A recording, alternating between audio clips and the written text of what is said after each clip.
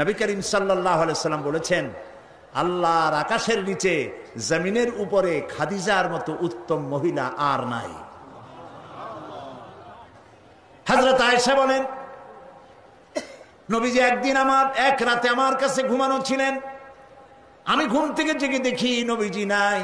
মনে মনে চিন্তা করলাম কোথায় গেলেন, বোধহয় অন্য কোনো স্ত্রীর ঘরে গেছেন। আমি চুপিসারে খোঁজ নিতে লাগলাম, কোনো ঘরে খবর পেলাম না। পরে দেখতে পেলাম রিয়াদুল জান্নার ভিতরে বসে নবীজি দুই হাত উঁচু করে কি যেন বলেন আর কান্দেন।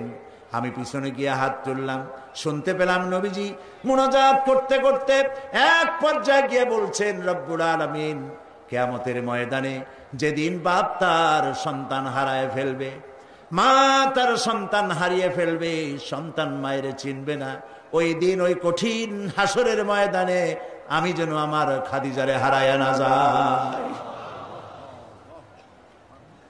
মুনাজাত শেষে হযরত আয়েশা বলছেন, ইয়া রাসূলুল্লাহ, এই একটা বুড়ির বিয়ে করছিলেন, 25 বছর বয়সে, 40 বছরের বুড়ি। এই বুড়ির কথা এখনো আপনার মনে জাগে? এর থেকে ভালো কুমারী মেয়ে তো আপনি বিবাহ করেছেন। নবীজির মুখখানা মলিন হয়ে গেল। আল্লাহর নবী বলেন, আয়েশা, খাদিজা সম্পর্কে এমন কথা জীবনে কোনোদিন তুমি আমার সামনে আর এরকম বলো না।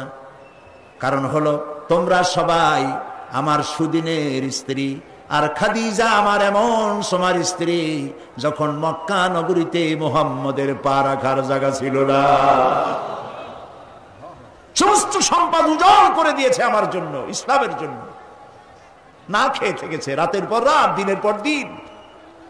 আরবের সব থেকে ধনশালিনী নারী, সমস্ত সম্পদ উজাড় করে দিয়েছেন আল্লাহর দ্বীনের জন্য।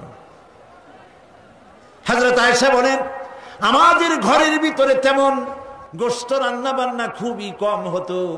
আধপেটা অনাহারে অর্ধাহারে আমাদের দিন চলতো। যেদিন কোনো ভাগ্যক্রমে কোনো গোশত আসতো অথবা কোনো ছাগল দুম্বা জবাই হতো, নবীজি গোশতগুলি ভাগ করে স্ত্রীদের ঘরে ঘরে দিয়া নিজে একটা পটলার ভিতরে কয়েক টুকরা গোশত নিয়ে মদিনার রাস্তায় ঘুরে বেড়াতেন। খাদিজার কোনো বান্ধবী পাওয়া যায় নাকি? খাদিজার কোনো আত্মীয়া, কোন বান্ধবী পাওয়া যায় নাকি? প্রিয় ভাই সাহেব, নবী করিম সাল্লাল্লাহু আলাইহি ওয়াসাল্লাম স্ত্রীদেরকে ভালোবাসতেন। হাদিস থেকে শোনাচ্ছি, হযরত আয়েশা কুমারী মেয়ে, তাকে বিয়ে করেছেন নবী করিম সাল্লাল্লাহু আলাইহি ওয়াসাল্লাম। গভীর রাত, চাঁদনি রাত, আধো আধো জ্যোৎস্না প্লাবিত রাত। নবীজি বলছেন, আয়েশা চলো আমরা একটু পায়চারি করে আসি। মরুভূমির ভিতরে গিয়ে বললেন, ওই যে একটা জিনিস দেখা যায়, চলো তো দৌড় মারি, কে আগে যায় দেখা যায়। বিশ্বনবী স্ত্রীর মনোরঞ্জনের জন্য দৌড় প্রতিযোগিতা করতেছেন, তাও সুবহানাল্লাহ কইতে ইচ্ছে করে না। দৌড়াইয়া হযরত আয়েশা রাদিয়াল্লাহু তাআলা আনহা তিনি আগে চলে গেলেন, রাসূলুল্লাহ পিছনে পড়ে গেলেন। হযরত আয়েশা খুব আনন্দ করলেন, দেখলেন আপনি কিন্তু দৌড়ে আমার সাথে পারলেন না। বাস এর কয়েক বছর পর আরেক দিন এইভাবে দৌড়ের প্রতিযোগিতা হলো রাতের বেলায়। আজকে হযরত আয়েশা বলছেন, ওই দিনের তুলনায় আমার শরীরটা স্থূল হয়ে গেছে, আমি একটু মুটিয়ে গেছি। দৌড়াইয়া আমি পিছনে পড়ে গেলাম, রাসূল আগে উঠে গেলেন। আমি হাঁপাতে হাঁপাতে যখন নবীজির কাছে গিয়ে দাঁড়িয়েছি, রাসূলুল্লাহ তাবাসসুম মুস্কি হেসে আমার দিকে তাকিয়ে বলছেন, আয়েশা, ওই সেই দিনের প্রতিশোধ আজ নিলাম। সুবহানাল্লাহ, সুবহানাল্লাহ। কিসের ইউরোপ, কিসের আমেরিকা, ইসলামী সভ্যতার জুতার কাছেও দাঁড়াতে পারবে না তারা। ওরা আজকে কি বলে, বিশ্ব কি দিবস, নারী দিবস পালন করে। বিশ্ব নারী দিবস, বিশ্ব মাতৃ দিবস, বিশ্ব ভালোবাসা দিবস। বিশ্ব ভালোবাসা দিবস ওদের দরকার। যাদের সারা বছরে কোনো ভালোবাসা নাই, তাদের জন্য একটা দিন ভালোবাসার বনিতা করা লাগে। আমার লাগে না, কারণ আমার জন্মই হয়েছে ভালোবাসার মধ্য দিয়ে। আর দ্বীন ওয়ান নাসিহা, ইসলাম মানেই হলো ভালোবাসা। সুবহানাল্লাহ কও। ইসলাম মানেই হচ্ছে ভালোবাসা। আমার জন্য আলাদা কোনো ভালোবাসা দিবসের দরকার নেই। ওই সেই 97-তে ওই হুজুররা যখন ক্ষমতায় ছিলেন, সেই সময় বিশ্ব ভালোবাসা দিবস পালন করতেছে। কি ভালোবাসা দিবস? কলেজ বিশ্ববিদ্যালয়ের ছাত্র ছাত্রীরা সরোয়ার্দী উদ্যানের গাছের গোড়ায় বসে গেছে, সব জোড়ায় জোড়ায় বাকবাকুম পায়রা। বিশ্ব ভালোবাসা। এক মন্ত্রী ঢাকা বিশ্ববিদ্যালয়ের টিএসসি মিলনায়তনে বক্তৃতা করলেন, বিশ্ব ভালোবাসা দিবসে আজ আমি ঘোষণা করতে চাই, বিল ক্লিন্টন মনিকা প্রেম অমর হোক। মন্ত্রী বললেন। আমি পার্লামেন্টে ধরলাম তাকে, বললাম, মাননীয় স্পিকার, বিল ক্লিন্টন তার মেয়ের বয়সী মনিকার সাথে যে কাজটা করেছে, সে কাজের জন্য বিল ক্লিন্টন নিজেই অনুতপ্ত। টিভি এবং রেডিওর মাধ্যমে গোটা জাতির কাছে ক্ষমা চেয়েছে। আর হিলারির পাও রাতের বেলায় কতবার ধরেছে হিলারি আর তিনিই জানেন। যে অপরাধের জন্য তিনি নিজে অনুতপ্ত, সেই অপরাধের বিষয়টা নিয়ে একটা মন্ত্রী কতটা চারিত্রিক দিক থেকে হীনমন্য হলে ছাত্রছাত্রীর সামনে বলতে পারে বিল ক্লিন্টন মনিকা প্রেম অমর হোক। বললাম, মাননীয় স্পিকার, একদিকে না শুনে বুড়ি, আরো যদি পায় ঢোলের বাড়ি, তাহলে অবস্থাটা কোথায় গিয়ে দাঁড়ায়? আমার দেশে, মুসলমানদের দেশে বিশ্ব ভালোবাসা দিবসের কোনো প্রয়োজন নাই। বিশ্ব নারী দিবস পালন করা, বিশ্ব কন্যা দিবস পালন করা ওদের দরকার, যার দেশে নারীর কোনো মর্যাদা নাই, যেখানে কন্যার কোনো মর্যাদা নাই, যেখানে মাতৃত্বের পিতৃত্বের মর্যাদা নাই, সেখানে প্রয়োজন। আমার দেশে প্রয়োজন নাই।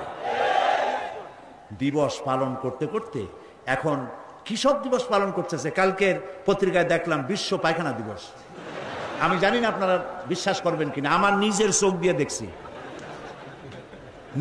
দিয়ে দেখছি, পত্রিকাটার নাম আমি নিলাম না, এটা জঘন্য পত্রিকা, এখন বুঝে নিতে পারে। বিশ্ব পায়খানা দিবস, নওজুবিল্লাহ, মানে তালাশ করে পায় না, করবে কি? এরপরে দেখলাম ঢাকায় দেওয়ালে লেখা বিশ্ব চিন্তা দিবস। তো বিশ্ব চিন্তা দিবসের এটার থিমটা কি, করবেটা কি? তো যারা আয়োজক তারা বলল যে আমরা ওই বিশ্ব চিন্তা দিবসে রাস্তার মোড়ে মোড়ে বসে চিন্তা করব যে আদৌ কোনো ব্যাপারে আমরা চিন্তা করতেছি কিনা। নওজুবিল্লাহ, পাগল কি গাছে ধরে? প্রিয় ভাই সব, আল্লাহ রাব্বুল আলামিন নারীর অধিকার দিয়েছে, কোরআন দিয়েছে, হাদিস দিয়েছে। বুক ভরে বলেন আলহামদুলিল্লাহ। প্রিয় ভাই সব, ইসলাম দিয়েছে নারীর অধিকার। রাসূলুল্লাহ বলছেন, আদ-দুনিয়া কুল্লুহা মাতাউন ওয়া খায়রুল মাতাইদ দুনিয়া ইমরাতুস সালিহা। এই পৃথিবীর সব কিছু হলো সম্পদ, তার মধ্যে শ্রেষ্ঠ সম্পদ হচ্ছে সালেহা, নেককারিনী, সতীসাধ্যী নারী। আলহামদুলিল্লাহ বলেন। আল্লাহর নবী বলেন, আমার কাছে তিনটি জিনিস প্রিয়, নামাজ আমার কাছে প্রিয়, সুগন্ধ আমার কাছে প্রিয়, আর স্ত্রী আমার কাছে প্রিয়। সুবহানাল্লাহ, এই তিনটি জিনিস আমার কাছে প্রিয়। আপনার স্ত্রীকে আপনি তো এই জন্য তাকে সম্মান করবেন, ভালোবাসবেন, অনেক কারণ আছে। একটা কারণ তো এই, যেই রাস্তা দিয়ে আপনি জাহান্নামে যেতেন, সেই রাস্তায় আপনার স্ত্রী প্রহরীর মতো রাত দিন দাঁড়িয়ে আছে, সেখানে ব্যাখ্যা দেওয়ার কোনো প্রয়োজন নেই।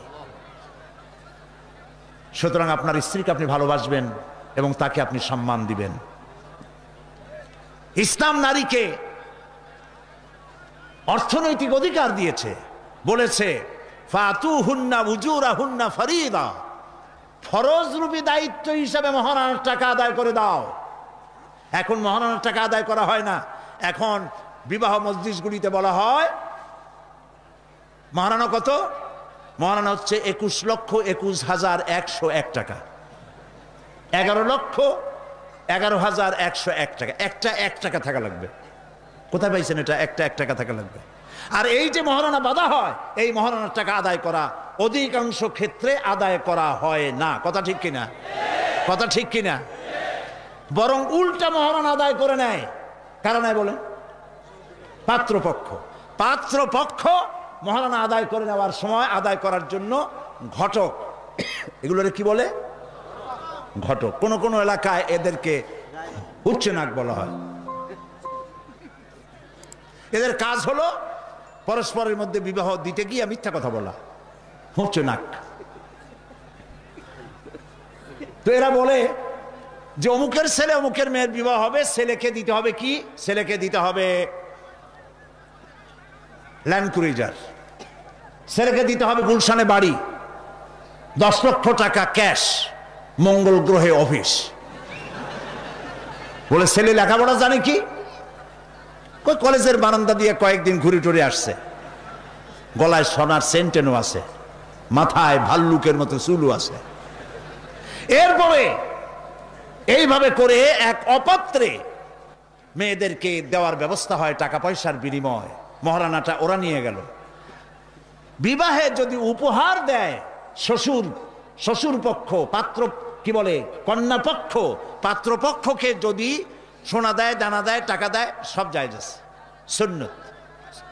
কিন্তু চাইয়ে নেওয়া যাবে না, দাবি করে নেওয়া, ডিমান্ড করে নেওয়ার নামই হলো যৌতুক। এটার নাম কি?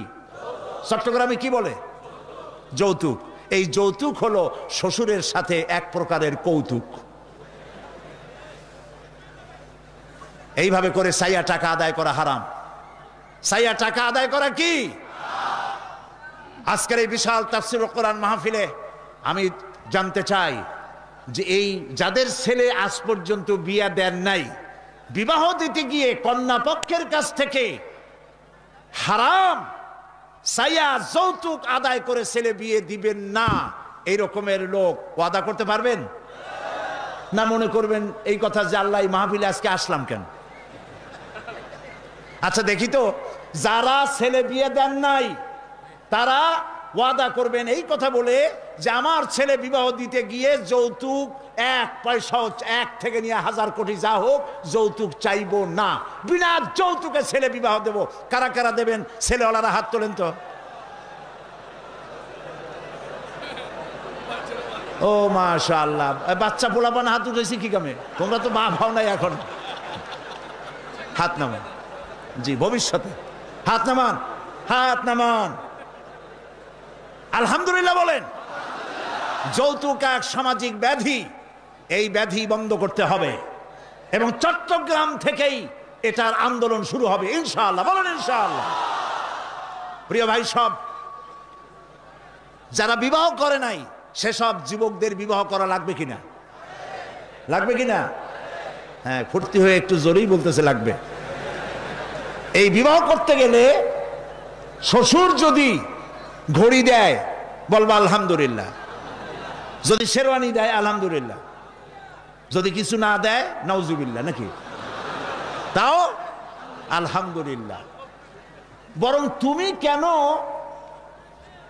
ফকিরের ছেলে ফেলে না তো? তোমরা যুবকদের বলতেছি, ফকিরের বলাবার না তো। তো বউ ওই কি বলে, যারা বিবাহ করবা সেই শ্বশুর বাড়ির টেলিভিশন না হইলে দেখা যাবে না তুমি কি খয়রাতির পোলা। যদি এখন তো দেখতেই হয়, তো বউয়ের বাপের কাছ থেকে টেলিভিশন না নিয়া মসজিদ গুলার সামনে শুক্রবার দিন থাল পাতে বসে যাইও। তাও কন্যা পক্ষের কাছ থেকে চাইয়া নিবা না। কিছু দিলে আলহামদুলিল্লাহ, না দিলেও বিনা যৌতুকে নিজের পায়ে দাঁড়াইয়া চাকরি করে বিয়ে করবা। চাকরি কামাই রোজগার না করিয়া নিজে বাপের হোটেলে খাও, আরো একজন আনিয়া মেহমান বানাইও না। কাজ করবে, চাকরি করবে, ব্যবসা করবে, তারপরে নিজের টাকা দিয়া, বাপের টাকা দিয়া বিয়ে করিয়া বউরে রানী বানাইয়া ভালোবাসার সিংহাসনে বসাবে, তাকে কোনো কিছু খোটা দিবে না। এটা এই জন্য বলি, বাংলাদেশে একটা কি বলে ওটাকে, যৌতুকের একটা গরু দেওয়া হয় নাই, টেলিভিশন দেওয়া হয় নাই বলে গরুর মতো পিটিয়ে স্ত্রীকে হত্যা করা হয়েছে। হাজারো ঘটনা বাংলাদেশে আছে। বিনা যৌতুকে বিয়ে করবে যে সব বীর তরুণ চট্টলার যুবকের এবার হাত উঁচু করে দেখা। ও মাশাআল্লাহ, এখন তো দেখা যায় কেউ বিয়ে করে নাই।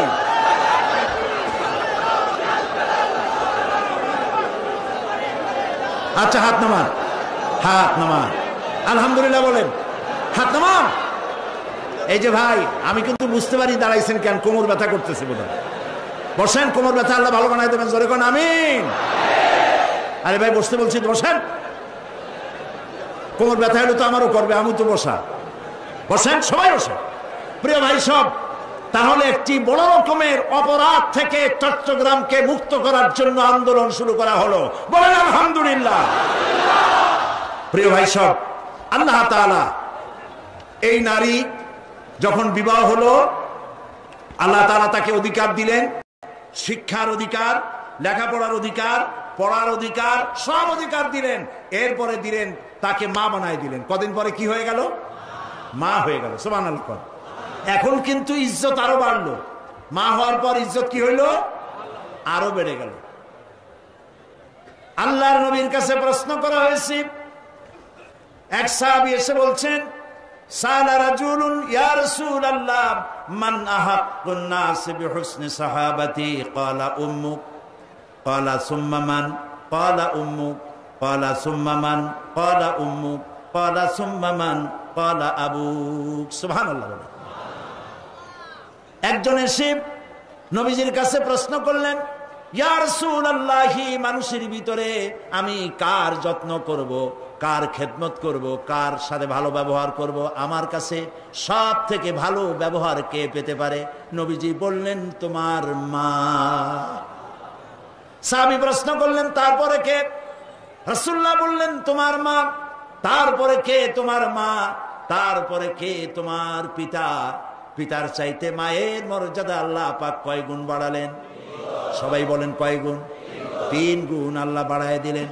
আল্লাহ রাব্বুল আলামিন কোরআনের কারীমের ভিতরে বলেছেন, ওয়াকাদা রাব্বুকা আল্লা তা'বুদু ইল্লা ইয়াহু ওয়া বিল ওয়ালিদাইনি ইহসানা।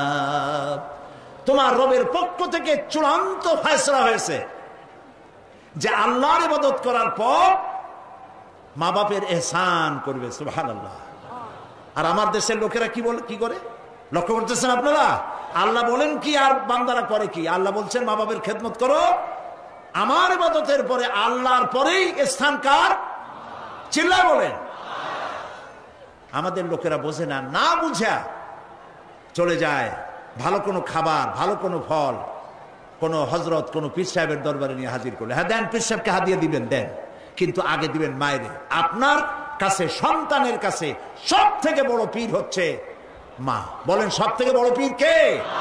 মা আর বাবা। মা আর এই দুজন হচ্ছে আপনার কাছে সব থেকে বড় পীর। পীর সাহেবের দোয়া কবুল হবে কি হবে না, আলেম সাহেবের দোয়া কবুল হবে কি হবে না, সন্দেহ আছে। 50-50, দোয়া কবুল হইলেও হইতে পারে, না হইলেও না হইতে পারে। কিন্তু মা বাপ যদি দোয়া করে, আল্লাহর দরবারে দোয়া মঞ্জুর হয়ে যায়। 100% দোয়া কবুল হয়ে যায়। সুবহানাল্লাহ বলে। প্রিয় ভাই সব, আল্লাহ রাব্বুল আলামিনের নবী বলেন, মা বাবা যখন দোয়া করে সন্তানের জন্যে, যখন দোয়া করে, বন্দুক দিয়া গুলি করলে সেই গুলি তার লক্ষ্য বস্তুর কাছে যেতে যত না দেরি হয়, মা বাপের দোয়া বা বদদোয়া আল্লাহর দরবারের থেকে দ্রুত গতিতে চলে যায়।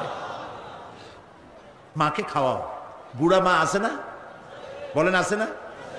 মা যখন বুড়া হয়ে যায়, বউয়ের কথা মতো সন্তান মায়ের সাথে খারাপ ব্যবহার করে, মুখ মলিন করে থাকে, কথা বলে না, আর মনে মনে বলে, প্রকাশ্য বলে, অনেকের সামনে বলে, বুড়ি মরে না কেন? নাউজুবিল্লাহ। বলেন নাউজুবিল্লাহ। তুমি কারে মরতে বলো? কারে মরতে বলো? তোমার মা তোমার যখন অসুখ হয়েছে, যত্ন করেছি, বুকের সাথে আগলায় ধরেছে, সারা রাত শিয়রে বসে বসে, বিদ্যুৎ ছিল না ঘরে, কেরোসিনের ল্যাম্প জ্বালায়া, চেরাগ জ্বালায়া কোরআন শরীফ তেলাওয়াত করেছে। আর শেষ রাতি 2খানা হাত রব্বুল আলামিনের দরবারে তুলে দিয়ে কেঁদেছে, রব্বুল আলামিন, আমার বাঁচাধনকে আমার জীবনের বিনিময় আল্লাহ তুমি বাঁচাইয়া দাও। যে মা বললেন, আমার জীবনের বিনিময় আমার ছেলে তুমি বাঁচাও, মেয়েরে বাঁচাও, সেই ছেলে বড় হইয়া বউয়ের পাগল হইয়া বলে, বুড়ি মরে না কেন? নাউজুবিল্লাহ, নাউজুবিল্লাহ। মাকে সম্মান করুন, মাকে ভালোবাসুন। আল্লাহ রাব্বুল আলামিন বলেন, ووصينا الإنسان بوالديه إحسانا حملته أمه كرها ووضعته كرها وحمله وفصاله 30 شهرا আমি সমগ্র মানব গোষ্ঠীকে উপদেশ দিচ্ছি, তোমরা তোমাদের ওসিয়ত করছি, তোমরা তোমাদের মা বাপকে সম্মান করো। তোমার মা তোমাকে গর্ভধারণ করেছে অত্যন্ত কষ্টের সাথে, ডেলিভারি করেছে অত্যন্ত কষ্টের সাথে, আর 30টা মাস বুকের দুধ দিয়ে তোমারে মানুষ করছে। সুবহানাল্লাহ, সুবহানাল্লাহ। প্রিয় ভাই সব, মা বাপ যদি হাত তোলে, চোখ দিয়া পানি পড়ে, দোয়া কবুল হয়ে যাবে। সুবহানাল্লাহ। এই যে হযরত বাইজিদ বুস্তামি রহমতুল্লাহ আলাইহের এই দরগায় আপনারা যান, হযরত বাইজিদ বুস্তামি যখন ছোট্ট ছিলেন, তার মা অসুস্থ, গভীর রাত্রে মা জেগে বলছে, বাবা আমি তো পানির পিপাসায় শেষ হয়ে যাচ্ছি, একটু পানি পান করাও। বাচ্চা দেখলেন ঘরের মধ্যে পানি নাই, বাইরে কোথার থেকে পানি জোগাড় করলেন, এসে দেখেন মা ঘুমায় গেছে। শীতের রাত, বাচ্চা দাঁড়ায় আছে পানি নিয়ে। ফজরের সময় মায়ের ঘুম ভেঙেছে, তাকিয়ে দেখে বাইজিদ দাঁড়ানো। বাইজিদ তুমি দাঁড়ানো কেন, কাঁপতেছো কেন? ছেলে বলছে, মা আপনি পানি চাইছিলেন। তা পানি চাইছিলাম, তা কি হয়েছে? তা আমি তো ঘরে পানি পাইনি, দূরে গিয়ে পানি আনছি, আনি দেখে আপনি ঘুমাই গেছেন। আমারে উঠাও নাই কেন? আপনার ঘুমের ক্ষতি হবে। তা তুমি নিজে ঘুমাও নাই কেন? এই জন্য যে আপনি জায়গায় যদি আবার পানি চান আর সময় মতো না দিতে পারি, তাহলে তো আপনার কষ্ট হবে। সেই জন্য মা আমি দাঁড়ায় রয়েছি, আপনি পানি খাবেন, সেই পানি নিয়ে। বাইজিদের মা হযরত বাইজিদকে বিছানার উপরে আরাম করে শোয়াই দিয়া উযু করে নিজে নামাজ পড়লেন। নামাজ আদায় করে দুইখানা হাত আল্লাহর দরবারে তুলে ধরে বলেন, রব্বুল আলামিন, আমি বাইজিদের মা, আমার ছোট্ট বাইজিদ আমার জন্য যে কষ্ট করেছে আজ, তার এই কষ্ট দেখে আমার কলিজা ঠান্ডা হয়ে গেছে। আমি মা হয়ে আমার বাইজিদের জন্য দোয়া করি, রব্বুল আলামিন আমার বাইজিদকে তুমি সুলতানুল আরিফিন বানায়া দাও। দোয়া মঞ্জুর হয়েছে না হয় নাই? সুবহানাল্লাহ। প্রিয় ভাই সব, এই জন্য মা বাপকে সম্মান করতে হবে, মহব্বত করতে হবে এবং তাদের জন্য দোয়া করতে হবে। দোয়াটা আল্লাহ শিখাই দিয়েছেন। এমনকি মা বাবের সামনে চোখ মোটা করে কথা বলবে না, চোখ মোটা করে মা বাবের সামনে কথা বলবে না। আল্লাহ ইচ্ছা করলে চোখ অন্ধ করে দিতে পারেন। পীরের সামনে যত গিয়ে মহব্বত করে ঘাড় কাট করে বসো, তোমার বড় পীর, তোমার মা, তোমার বাবা, তাদেরকে শ্রদ্ধা করো, সম্মান করো, কলজা দিয়ে মহব্বত করো। মা বাপকে একটা কথা বিশ্বাস করুন, মনে রাখেন, মা বাপকে যে যত বেশি সম্মান করবে, মহব্বত করবে, মর্যাদা দেবে, তার জীবনে সম্মানের আর রুজির কোনো অভাব হবে না, হবে না, হবে না। আল্লাহ তাআলা বাড়ায় দেবেন। সুবহানাল্লাহ। আল্লাহ দোয়া শিখাই দিচ্ছেন, বান্দারে মা বাবার সামনে শক্ত করে কথা কইস না, ওয়াকুল লাহুমা কাওলান কারীমা, মা বাবার সাথে সম্মান সূচক কথা বলো আর আমার কাছে দোয়া করো। কি বলে? আল্লাহ রাব্বুল আলামিন দোয়া শিখাই দিচ্ছেন, রব্বিরহামহুমা কামা রাব্বায়ানি সাগীরা। সবাই পড়েন, রব্বিরহামহুমা কামা রাব্বায়ানি সাগীরা। আবার পড়েন, রব্বিরহামহুমা কামা রাব্বায়ানি সাগীরা।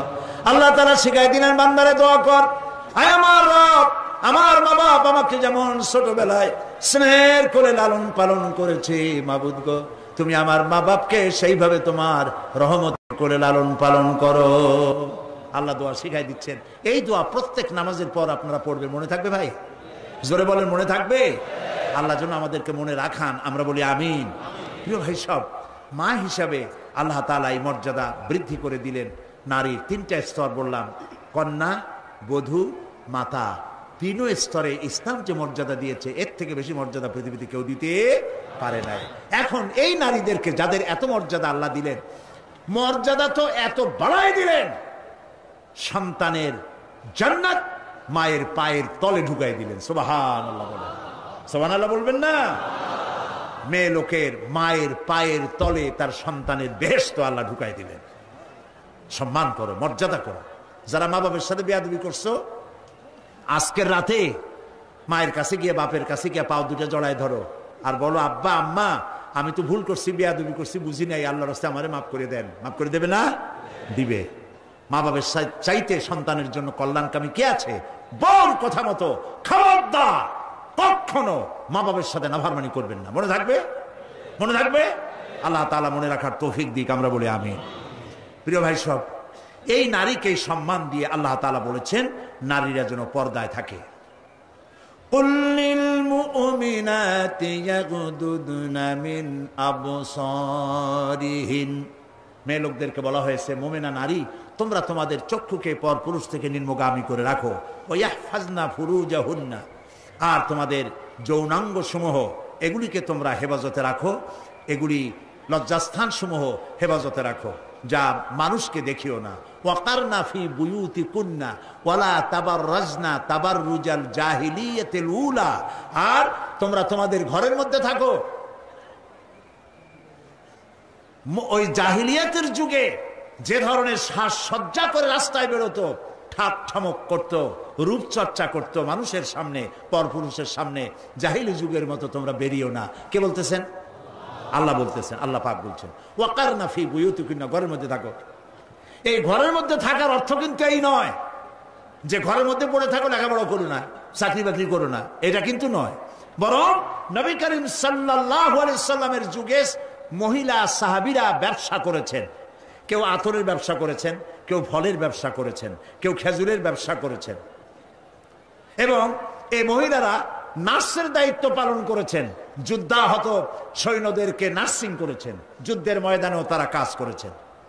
কাজী ঘরের মধ্যে থাকো তার অর্থ হলো ঘরের মধ্যে যে পরিবেশটা থাকে পর্দার পরিবেশ, যখন বাইরে যাবে তখনও এই পর্দার পরিবেশটা নিয়ে যাবে। যখন বাইরে যাবে বোরখাটা পরে যাইও, বোরখাটা পরলে ওইটা একটা ঘরের মতো, বোরখার দরজাও আছে, জানালাও আছে, আছে না? যেখানে সুযোগ আছে জানলা খুলে দেন, মুখের কাপড়টা উঠাইয়া দেখেন যেখানে সুযোগ আছে, আর যেখানে সুযোগ নাই জানলা বন্ধ করে দেন, ঠিক না? এই বোরখা পরতে বলা হয়েছে, বোরখা পরে চলবেন। এই বোরখাটা একটা নিয়ামত। বাংলাদেশ নিয়ে কথা বলি, এই বাংলাদেশে আজ পর্যন্ত যত নারীর মুখে অ্যাসিড পড়েছে, একটা দৃষ্টান্ত চাই। আপনারা বলেন আমাকে যে বোরখা পরা একটা মেয়ে লোকের মুখে অ্যাসিড পড়েছে, প্রমাণ দেন। পারবেন প্রমাণ দিতে? পারবেন? কেন পারবেন না বলেন? কারণটা কি? কারণ হলো এই, মেয়ে লোকটা যখন বোরখা পরলো সে আল্লাহর হুকুম পালন করলো। কার হুকুম পালন করেছে? এতক্ষণ আল্লাহর দায়িত্ব হয়েছে নারীর সতীত্বের এবং তার শরীরের হেফাজতের দায়িত্ব নেওয়া। এই জন্য বোরখা পরা নারীর মুখে অ্যাসিড পড়ে না। মা বোনেরা যারা আজকে রাস্তায় বসে, প্যান্ডেলে বসে, বিভিন্ন জায়গায় বসে, বাড়িতে বসে আমার কথা শুনছেন, আমি মা বোনদেরকে বিনীতভাবে আরজ করি, যখন আপনি বোরখা ছেড়ে, যে সব মেয়েরা রূপচর্চা করে চুল পিছনে ছেড়ে দিয়ে লিপস্টিক লাগায়া রূপচর্চা করে যখন কোনো দোকানে যায়, তখন দোকানের সেলসম্যান বলে, ভাবি আসেন আসেন, এই শাড়িটা পরলে আপনার দারুণ মানাবে। আরে শয়তান, শাড়ি বদলে মানাবি কিনা তার স্বামী বলবে তুই কেনা। এখন দোকানদার যদি ভাবি বলে তাতে কি মর্যাদা বাড়ে? বাড়ে না। আপনি দেখেন বোরখা পরেন, চাদর পরেন, দোকানে যান, দোকানি বলবে খালাম্মা, শাসিয়াম্মা, বসেন বসেন, সম্মান করে বসতে দেবে এবং আপনার সামনে কাপড়গুলি খুলে ধরবে যেটা আপনার প্রয়োজন নেবেন। তাহলে বোরখায় কি সম্মান কমায় না বাড়ায়? কমায় না বাড়ায়? মা বোনেরা বোরখা পড়ুন, চাদর পড়ুন। আপনার মেয়ে কলেজ গোয়িং, ইউনিভার্সিটি গোয়িং যেসব বয়সপ্রাপ্ত মেয়ে আছে, আল্লাহ কোরআনে বলেছেন এমন একটা চাদর পরো, যেই চাদরটা পরলে পরে মাথাটা, বুকটা, গলাটা ঢাকা হয়ে যায়, এমন একটা চাদর পরো। এই চাদর পরা মুসলমানদের জন্য ফরজ। মুসলমানদের জন্য কি? আজ ফ্রান্সের প্রেসিডেন্ট জ্যাক শিরাক, এই জ্যাক শিরাক এক বিরাট সাংঘাতিক একটা বাজে কাজ করেছে। তিনি তার দেশে কলেজে, বিশ্ববিদ্যালয়গুলোতে মুসলিম মহিলাদের মুখে চাদর পরা, হিজাব পরা নিষিদ্ধ ঘোষণা করেছে। আমরা আজকে চট্টগ্রাম তাফসীরুল কোরআন মাহফিলের লক্ষ লক্ষ মানুষের উপস্থিতিতে বাংলাদেশের কণ্ঠ বাতাসে মিশিয়ে দিচ্ছি। পত্রিকার মাধ্যমে যদি সাংবাদিকরা পৌঁছাতে পারেন ভালোই হবে। অনেক ভালো ভালো সাংবাদিক আছে যারা মাহফিল এখানের মধ্যে সীমাবদ্ধ থাকে না, তাদের লেখার মাধ্যমে এই চট্টগ্রাম তাফসীরের মাহফিল ছড়িয়ে যায় গোটা বাংলাদেশ তথা বিশ্বের বিভিন্ন জায়গায়। ওই সব সাংবাদিকদেরকে ধন্যবাদ জানাই আর প্রাণ খুলে দোয়া করি আল্লাহ এদের কলমকে আরো শানিত বানিয়ে দাও। আপনারা আমাদের কথা লেখেন, আমরা জ্যাক শিরাককে বলছি, আপনি যে কাজটি করতেছেন এটা আপনি প্রেসিডেন্ট হয়ে, ইউরোপের একটি বড় রকমের রাষ্ট্রের প্রেসিডেন্ট হয়ে মানবাধিকার লঙ্ঘন করেছেন। মুসলমানদের পর্দা বন্ধ করার কোন ইখতিয়ার আপনার নয়, যেমন আপনার ইখতিয়ার নাই কোন পাদ্রীর লম্বা জামা অথবা ক্রসকে নামিয়ে ফেলার জন্য। আপনি বলতে পারেন, পারে বলতে?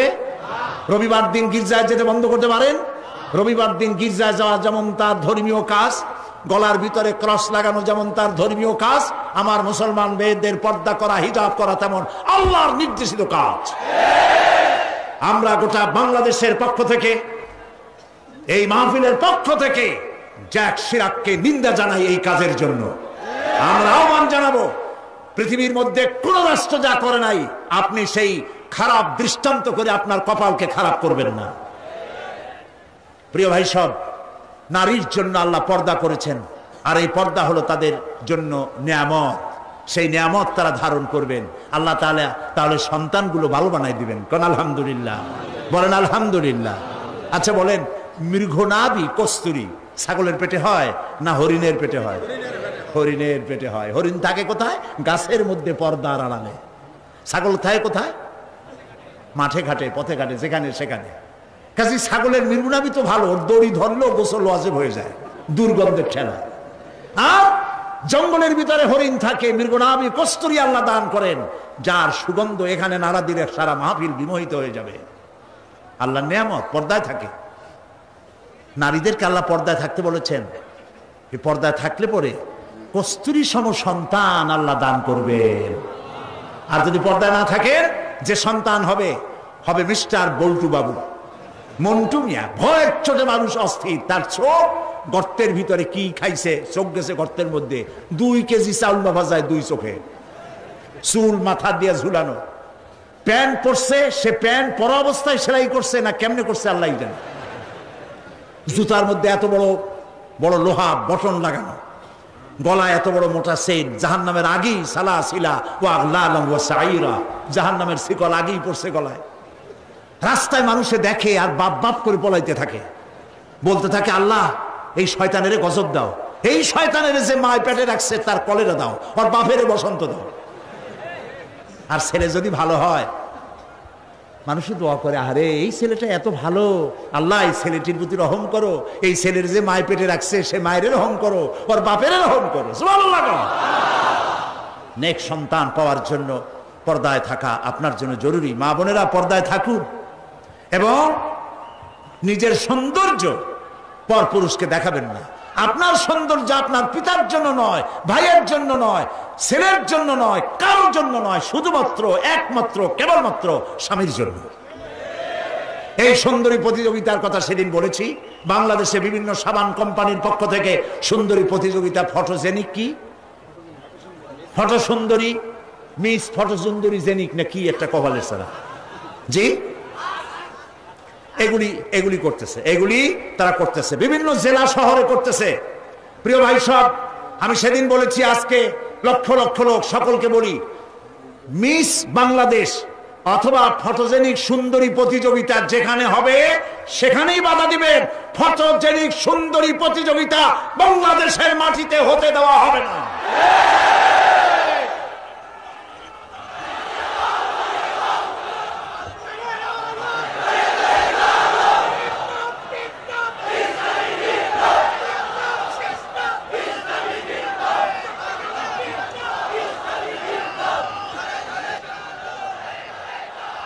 তারা একটু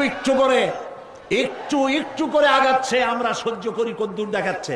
আপনারা যদি কথা না বলেন তাহলে এরপর মিস বাংলাদেশ শুরু হবে। মিস বাংলাদেশ এখনো করতে পারে নাই, সাহস পায় নাই, এখন ছোট্ট ছোট্ট করে করতেছে, এরপরে মিস বাংলাদেশ করবে।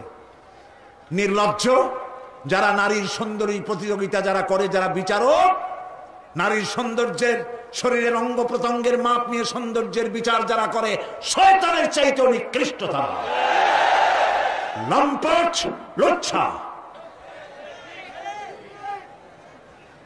আমাদের দেশকে কোনো অবস্থাতেই আমরা অশ্লীলতার পথে ধাবিত হতে দিতে পারি না।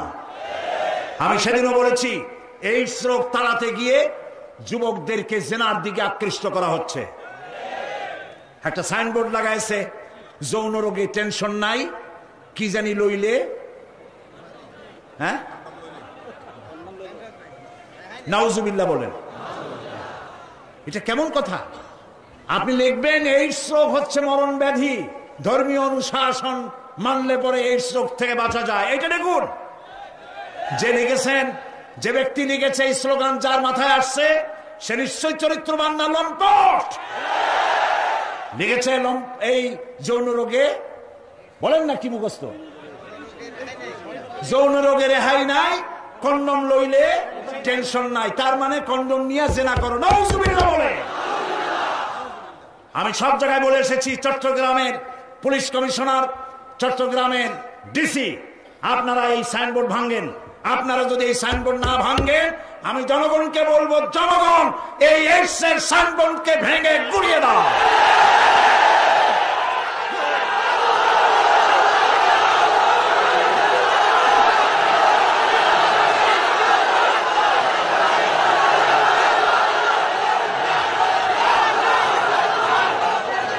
প্রিয় ভাই সব, আমরা কখনো আইন হাতে নিতে চাই না, কিন্তু আমার জাতি চরিত্র ধ্বংস হলে আমরা বসে থাকবো না। আমরা কথা বলবো, আমরা আমাদের বিবেককে কারো কাছে বিক্রি করি নাই। কথা বলবো পার্লামেন্টে, সিংহের মতো গর্জন করব ময়দানে, জীবন দিয়ে দিয়ে আল্লাহর কোরআনকে প্রতিষ্ঠা করবো ইনশাআল্লাহ।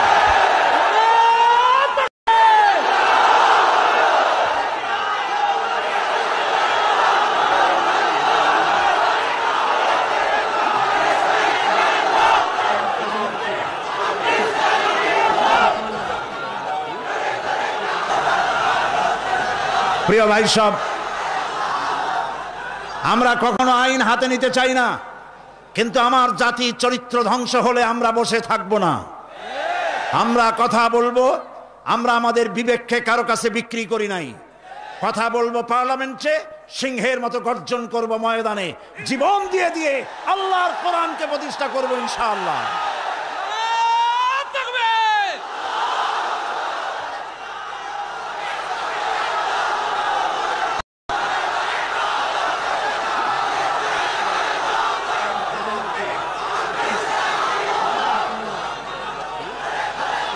প্রিয় ভাই সব, বসুন।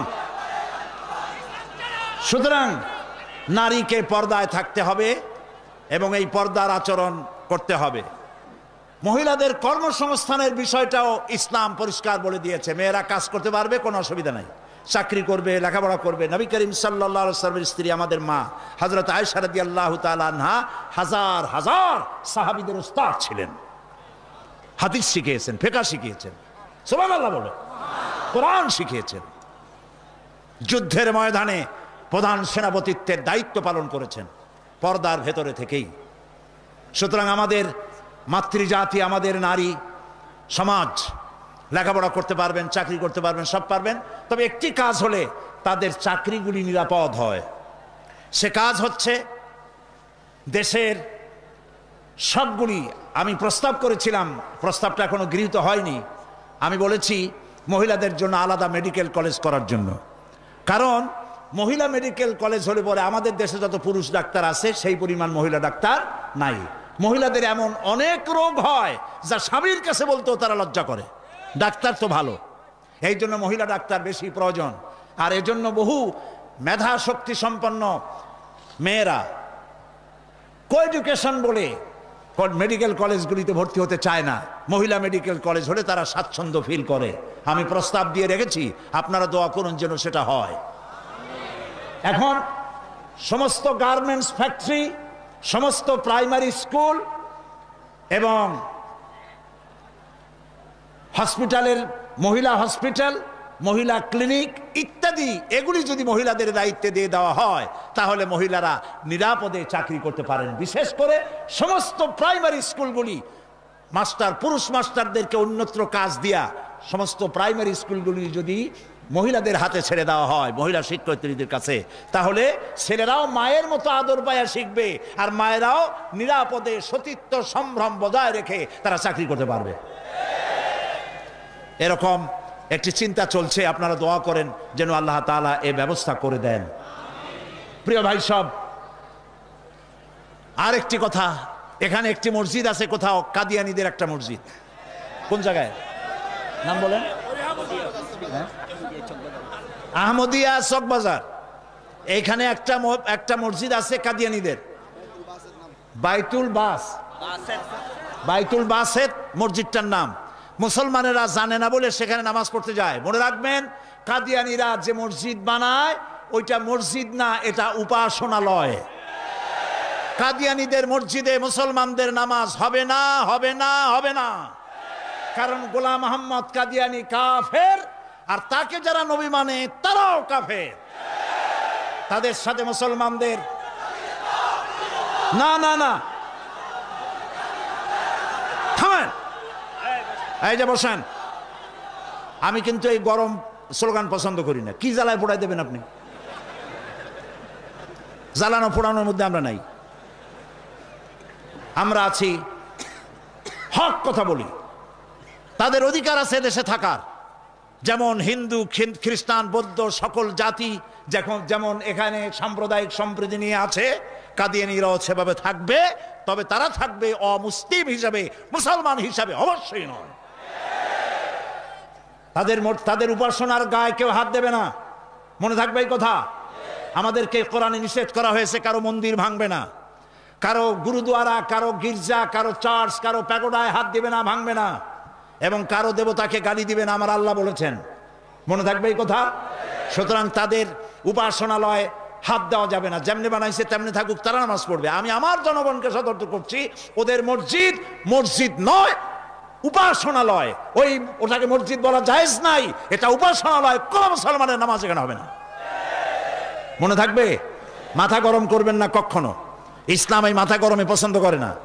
আস্তে আস্তে কোনো জায়গায় নিজেরা বসে বসে বোমা বানাইয়া তারপর আন্দাজে যাই এক জায়গায় হামলা করবেন, ইসলাম এটা মানে না, ইসলাম এটা বলে না। আপনি মাথা ঠান্ডা করবেন এবং আইন শৃঙ্খলা মেনে কাজ করবেন। নিজের ইচ্ছা মতো গোপন হামলা করা, গোপনে অস্ত্র তৈরি করা ইসলামের কোনো অনুমোদন নাই। এই জন্য আজকেও বলি, বাংলাদেশে হরকতুল জিহাদ, জামাতুল মুজাহিদিন সাহায্য করেন, আর কি হিজবুত তাওহীদ, হিজবুত তাহরীর, জুমরাতুল মাসাকিন, এই জাতীয় যতগুলি নতুন নতুন সংগঠন হয়েছে, এদেশের মুসলমানদের সাথে কোনো সম্পর্ক নাই। এগুলারে যেখানে পাবেন সেখান থেকে ধরে পুলিশে ধরিয়ে দিবেন। এরা বাংলাদেশের দুশ্মন, এরা মুসলমানদের দুশ্মন। আমার দেশের সাম্প্রদায়িক সম্প্রীতি বিনষ্ট করে এবং বোমাবাজি করে এই দেশকে বদনাম করে আমেরিকাকে তারা দাওয়াত করতে চায়, তারা বুশকে দাওয়াত করতে চায়। কাজী হিজবুত তাহরীর, হিজবুত তাওহীদ, হরকতুল জিহাদ, জামাতুল মুজাহিদিন মুসলমানদের সাথে কোনো সম্পর্ক নাই।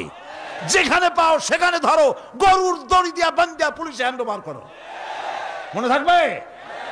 আল্লাহ মনে রাখার তৌফিক দিন। প্রিয় ভাই সব, আমাদের এই স্বাধীন সার্বভৌম বাংলাদেশ, আল্লাহ তাআলা যেন দয়া করে এই দেশকে কোরআনের প্রতিষ্ঠার জন্য আল্লাহ যেন হামওয়ার করে দেন, বলেন আমিন। এত মুসলমান কোরআনের কথা শুনতে যে দেশে আসে, সেই দেশে ইসলাম কায়েম হতে দেরি হয়, বড় আফসোস লাগে, কষ্ট হয়। আসুন আমরা সবাই মিলে কোরআনের রাজ কায়েমের আন্দোলনে শরীক হয়ে যাই। আন্দোলন করবেন না, আপনার কোনো দাম নাই। হতে পারেন আপনি বড় মুহাদ্দিস, হতে পারেন আপনি বিশাল চিন্তাবিদ, কিন্তু আন্দোলনের সাথে নাই, আপনার দাম নাই। একটা হাতি, একটা পাগলা হাতি যদি চন্দনপুরা অথবা এদিকে কি পুরা আছে, আরে কোন কেন কথা, এই যে আশেপাশে কত পুরা আছে, একদিক দিয়ে এসে ঢুকলো, একটা হাতি যদি ঢোকে তাহলে বাড়িঘর ভাঙ্গা মিসমার করে দিতে পারে না? কিন্তু হাতি যতই পাগলা হোক, যতই বন্য হোক, যতই শক্তিশালী হোক, একটা রেজিমেন্টের সামনে একটা হাতি কিচ্ছু না। আন্দোলন হচ্ছে রেজিমেন্ট, আন্দোলনে শরীক হও। কোরআন প্রতিষ্ঠা করতে যারা জীবন বাজি রেখে সামনে চলে এসেছে, সেই লাইনে শামিল হয়ে যাও।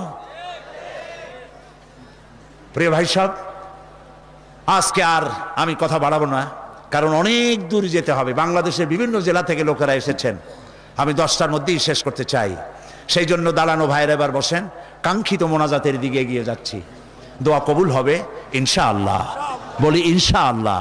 এত লক্ষ লক্ষ লোকের চোখের পানি এবং তাদের আকুতি আল্লাহ ফেরত দিবেন না ইনশাআল্লাহ, বলি ইনশাআল্লাহ। আজকে কয়জন? আজকে 13 জন ইসলাম কবুল করার জন্য চলে এসেছেন।